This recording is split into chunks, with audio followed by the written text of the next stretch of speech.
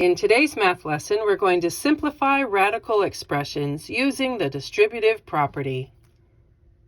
To do this, you're going to distribute the root through the parentheses by multiplying it onto each term in the parentheses. Here is an example of the similarity of working with variables as it is with working with roots. So if I had 4x times the quantity of 5y plus 3, then I would multiply the coefficient of 4 times the coefficient of 5, and I would multiply the variable x times the variable y. And then I would do that again onto this second term. I have a plus here in the middle. I would multiply the coefficient of 4 times the constant of 6. I would multiply the variable x, and there's no other variable here at the end of the 6, so there's no other variable here. As a result, 4 times 5 would give me 20.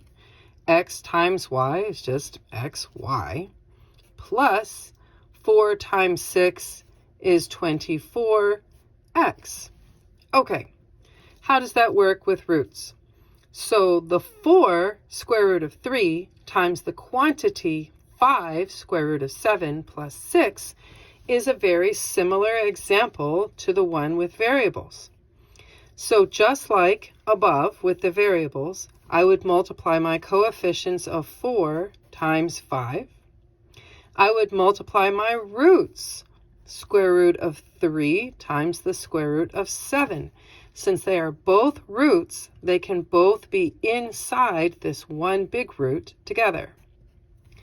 And then I would add, because that's what's here between my terms, and then go ahead and multiply my second term. So coefficient of 4 times this 6, and then I have a square root of 3, and no other roots back here with the 6. So there's no other roots back here either.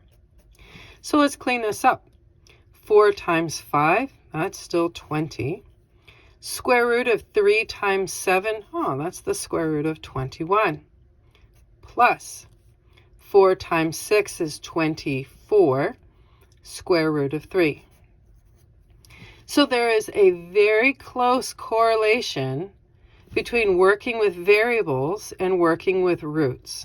Is it identical? No, but very similar. So if you can handle the rules of multiplying, distributing through a quantity with different variables, then you'll be just fine with some roots.